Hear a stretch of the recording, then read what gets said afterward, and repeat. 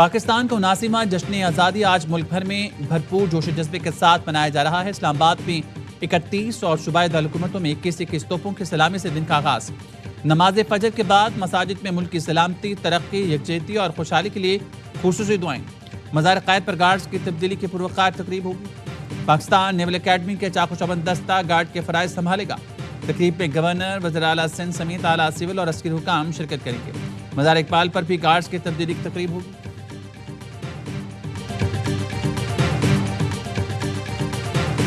رہے وطن، شہر شہر جشن، ملک بھر میں جشن آزادی کی تقریبات کا شاندار آغاز۔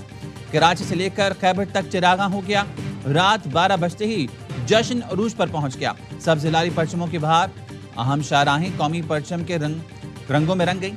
اسلام آباد کی عمارتیں اور شاہراہیں خوبصورت روشنی میں نہا گئیں۔ پنجاب میں جشن آزادی کی تقریبات کا آغاز۔ لاہور کے لبرٹی چوک کو جشن آزادی پر دلہن کی طرح سجا دیا گیا۔ کانسرٹ کا بھی اہتمام۔ الحمرا کلچرل کمپلیکس میں میوزک کانسرٹ۔ راحت فتح علی خان، فاخر محمود نے ملی نغمے پیش کیے۔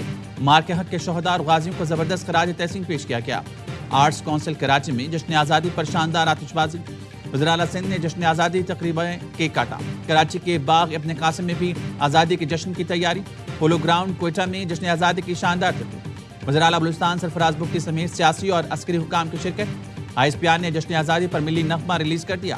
نغمے میں وطن عزیز سے بھرپور محبت اور یکجہتی کی عکاسی۔ اے آر وائی نیٹ ورک اور فیملی کی جانب سے قوم کو جشن آزادی مبارک۔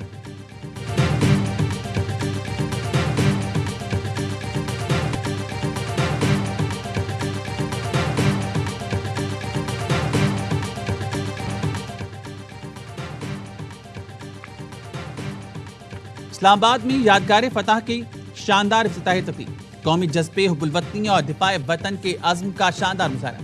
یادگار فتح قومی تاریخ، مارکے حق میں کامیابی، شہداء غازیوں کی قربانیوں اور عزم کی علامت ہے۔ قومی جذبے، حب الوطنی اور دفاع وطن کے عزم کا شاندار مظاہرہ۔ مسلح افواج کے ساتھ سول آرم فورسز کے دستے تقریب کا حصہ۔ پنجاب، سندھ، خیبر پختونخوا، بلوچستان، آزاد کشمیر اور گلگت بلتستان کے دستوں کی شرکت۔ تقریب میں اتحاد، یکجہتی اور قومی وحدت کی خوبصورت عکاسی۔ شاندار یادگار فتح کی تعمیر کی کہانی دستاویزی فلم کی صورت میں دکھائی گئی۔ مہمان خصوصی صدر مملکت آصف علی زرداری، شریک وزیر اعظم شہباز شریف اور فیلڈ مارشل سید عاصم منی نے تاریخی یادگار فتح کا افتتاح کیا۔ 12 بجتے ہی تینوں رہنماؤں نے پرچم کشائی کی۔ یادگار فتح روشنیوں سے جگمگا اٹھی۔ پروجیکشن میپنگ کے ذریعے روشنی، موسیقی اور فن تعمیر کا حسین امتزاج۔ پاک فضائیہ کے طیاروں نے شاندار فلائی پاس کا مظاہرہ کیا۔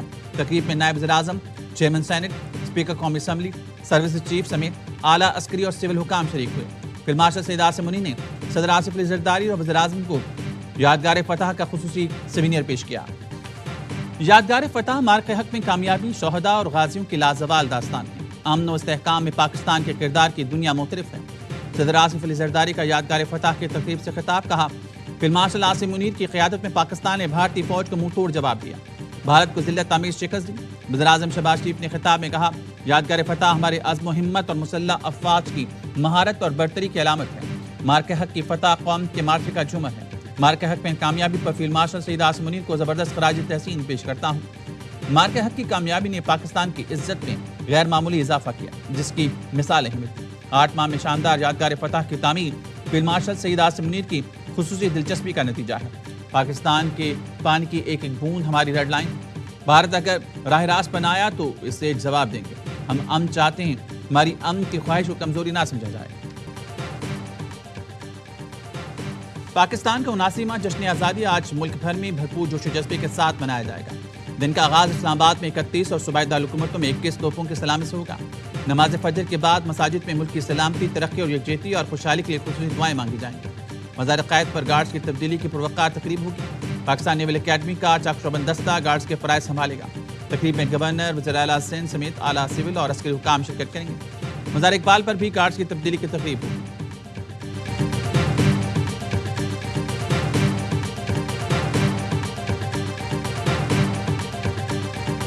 Field marshal, air chief, naval chief اور مسلح افواج کی جانب سے قوم کو یوم آزادی پر دلی مبارکباد۔ مسلح افواج کا بانی پاکستان قائد اعظم محمد علی جناح اور تحریک آزادی کے تمام اکابرین کو خراج عقیدت۔ پاکستان کی آزادی کو حقیقت بنانے والے تمام شہداء، قربانیاں دینے والوں کو سلام پیش کرتے ہیں۔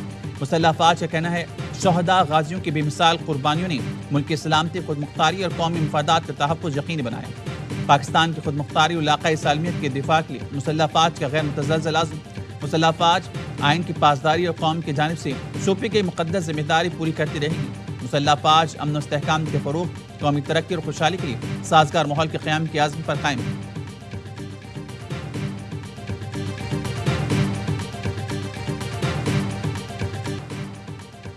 شہر شہر جشن آزادی جوش و خروش دیدنی. Larkana girls degree college road پر 79 فٹ لمبا اور 30 فٹ چوڑا قومی پرچم بلند کیا گیا.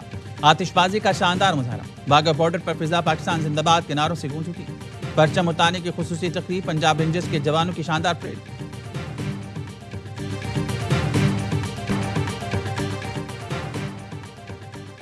ناروے کی وزیر خارجہ کی وزیر اعظم اور فیلڈ مارشل سے ملاقات. وزیر اعظم نے معزز مہمان کا خیر مقدم کیا، گرم جوش اور دوستانہ تعلقات پر اطمینان کا اظہار کیا، مختلف شعبوں میں تعاون کو سراہا.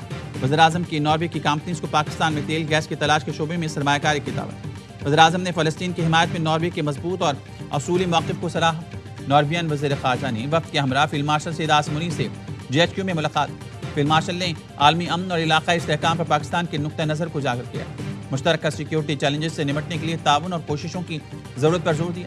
نارویئن وزیر خارجہ نے علاقائی امن و استحکام کے لیے پاک فوج کے پیشہ ورانہ کردار کو سراہا. پاکستان اور ناروے کا دفاع اور سیکیورٹی کے شعبوں میں روابط بڑھانے پر اتفاق. دو طرفہ تعلقات مزید مضبوط بنانے کے عزم کا اعادہ. پاکستان اور ناروے کا دو طرفہ تعلقات اور تعاون مزید بڑھانے پر اتفاق. تجارت، سرمایہ کاری، تعلیم، دفاع، موسمیاتی تبدیلی، IT اور بحری امور میں تعاون بڑھانے کا فیصلہ. نائب وزیر اعظم ساگدار نے نارویئن وزیر خارجہ کے ساتھ پریس کانفرنس میں کہا، پاکستان ناروے کے ساتھ دوستانہ تعلقات مزید مستحکم کرنے کا خواہاں ہے. دونوں ملکوں کے درمیان تجارت کے شعبے میں بے پناہ مواقع موجود ہیں. ایسپین بارتیٹ نے کہا، پاکستان اور ناروے کے درمیان مضبوط شراکت داری موجود ہے. پاکستان نے خطے اور عالمی امن کے لیے احسن کردار ادا کیا. وزیر اعظم شہباز شریف اور فیلڈ مارشل سید آصم منی کا کردار قابل تعریف ہے.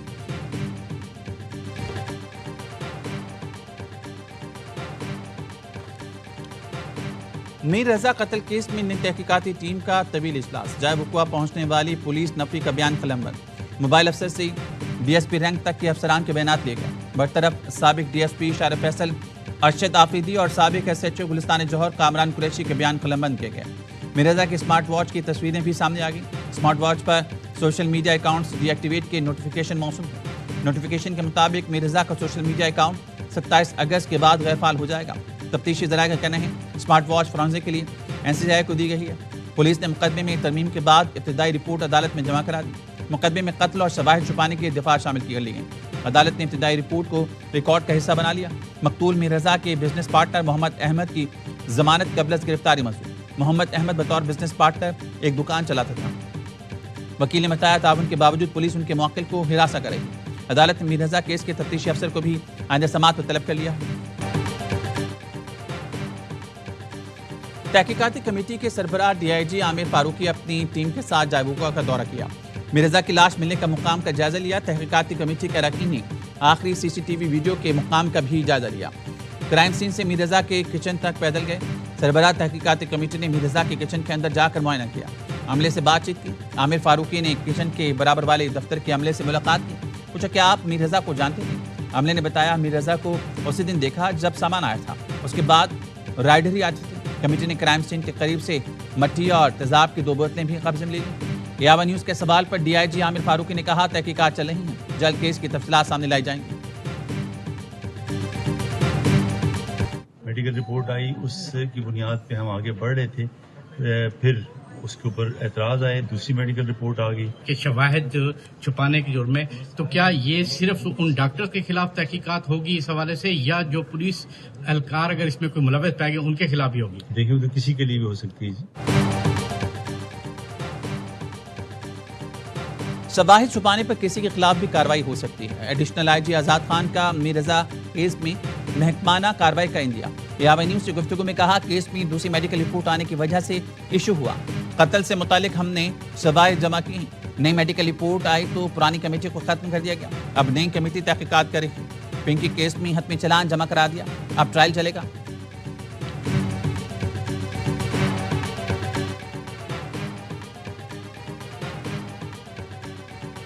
لاہور بادامی باغ میں 2 پولیس اہلکاروں کو شہید کرنے والا دہشت گرد ریحان بٹ شیخ پورہ میں CTD کے ساتھ مقابلے میں مارا گیا. ریحان بٹ کے 4 ساتھی زخمی حالت میں گرفتار.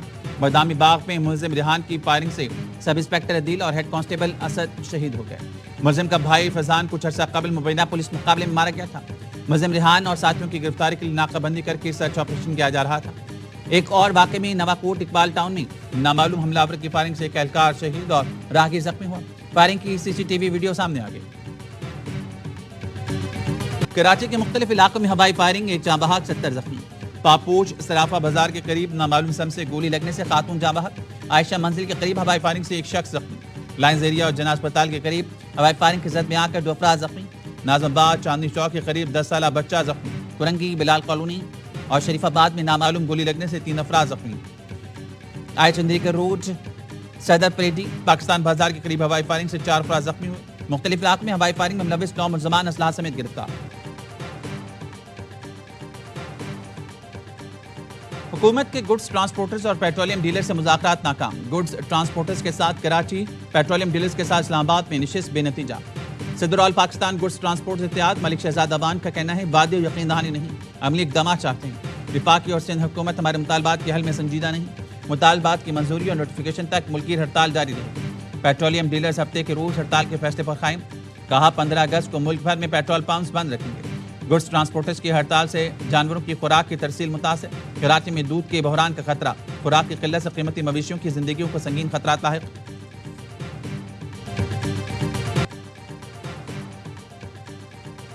پیٹرولی مصنوعات کی قیمتوں میں اضافہ، پیٹرول 45 پیسے فی لیٹر مہنگا کر دیا گیا، نئی قیمت 325 روپے 43 پیسے مقرر۔ ڈیزل 1 روپے 16 پیسے فی لیٹر مہنگا، نئی قیمت 383 روپے 95 پیسے ہو گئی۔ اوگرا کی منظوری کے بعد پیٹرولیم ڈویژن نے اعلامی جاری کر دی۔ بنوں کی تحصیل ڈوبیل میں سی ٹی ڈی اور پولیس کا مشترکہ آپریشن، متعدد دہشت گرد مارے گئے، 2 لاشیں پولیس نے تحویل میں لے لی۔ دہشت گردوں کی فائرنگ سے 5 پولیس اہلکار زخمی ہوئے۔ 4 سدہ کے علاقے اتمانزئی میں چنگچی رکشے پر فائرنگ، ایلیٹ فورس پشاور کا اہلکار ضیاء محمد شہید ہو گیا، چنگچی ڈرائیور زخمی۔ تحریک تحفظ آئین پاکستان نے پیپلز پارٹی سے رابطوں کے لیے گرین سگنل دے دیا۔ ترجمان تحریک تحفظ آئین پاکستان کے مطابق پیپلز پارٹی کے کچھ رہنماؤں نے رابطے کا پیغام بھیجا تھا۔ پیغام اسد قیصر اور عامر جوگر تک پہنچایا گیا۔ اپوزیشن لیڈر محمود اچکزئی کوئٹہ میں موجود تھے۔ محمود اچکزئی سے ابتدائی مشاورت ہوئی، پیپلز پارٹی رابطہ کرے گی تو خوش آمدید کہیں گے۔ آباد میں غیر ملکی شہریوں کی گرفتاری، دوران تفتیش اہم انکشافات۔ رجسٹر کمپنی کی آڑ میں غیر قانونی سرگرمیاں بے نقاب، ملزمان فحش مواد کی تیاری، آن لائن فروغ کے دھندے میں ملوث نکلے۔ چھاپے کے دوران ڈیجیٹل شواہد اور غیر ملکی ایجنسیز کا سامان برآمد۔ این سی سی آئی نے 138 غیر ملکی ملزمان کے خلاف نیا مقدمہ درج کر لیا۔ فکیک، دھوکہ دہی اور فراڈ کی دفعات شامل۔ کراچی کی عدالت نے ڈرگ ڈیلر انمول اور پنکی کے 3 مقدمات میں بریت کی درخواستیں منظور کر لی۔ ایڈیشنل ڈسٹرکٹ اینڈ سیشن عدالت جنوبی نے گزری تھانے میں درج منشیات کے مقدمات سے بری کر دیا۔ مقدمے میں گرفتار شریک ملزمان پہلے ہی بری ہو چکے۔ انمول پنکی کو شریک ملزمان کے بیانات پر نامزد کیا گیا تھا۔ ملزمان تمام مقدمات میں مفروض تھی۔ پروسیکیوشن شواہد پیش کرنے میں ناکام رہا۔ کراچی پولیس چیف نے سینٹ کی قائمہ کمیٹی کو بریفنگ میں کہا انمول پنکی اتنی بڑی کوکین سپلائر نہیں، میڈیا کی وجہ سے زیادہ شور مچا۔ انمول پنکی کی بن نامی اکاؤنٹ سے متعلق تحقیقات جاری، اب تک کی تحقیقات میں کل 10 کروڑ روپے کا ڈیٹا سامنے آیا۔ سیف اللہ بڑو نے پوچھا، طلال چودھری نے بھی کہا تھا پنکی کو کسی صورت نہیں چھوڑیں گے، کیا انہوں نے اس معاملے پر آپ سے کوئی رابطہ کیا؟ اے آئی جی آزاد خان نے جواب دیا، وزیر مملکت نے اس سلسلے میں ہم سے کوئی رابطہ نہیں کیا۔ ایران نے جنگی حکمت عملی تبدیل کر لی، نئے فوجی ڈاکٹرائن کے تحت پاسداران انقلاب کو دشمن کی سرزمین تک کارروائی کا حکم دے دیا۔ پاسداران انقلاب کے سینئر مشیر بریگیڈیئر جنرل رضا نقوی نے انٹرویو میں کہا، جنگ صرف ایرانی سرحدوں تک محدود نہ رہے، ایران کو اس قابل ہونا چاہیے کہ وہ جنگ دشمن کی علاقے تک لے جا سکے اور جارحانہ ڈاکٹرائن کی یہ خصوصیت پوری ہونی چاہیے۔ امریکہ کا جنگی بجٹ اور ایران کی دفاعی بجٹ سے 100 گنا زیادہ ہے، مگر دشمن کے تمام 14 مقاصد ناکامی سے دوچار کیے۔ تہران کے میئر علی رضا نے دعویٰ کیا 28 فروری کو جس میزائل حملے میں سابق رہبر معظم علی خامنئی شہید ہوئے، اس کا اصل ہدف مجتبی خامنئی تھی۔ حملے میں مجتبی خامنئی زخمی ہوئے تھے۔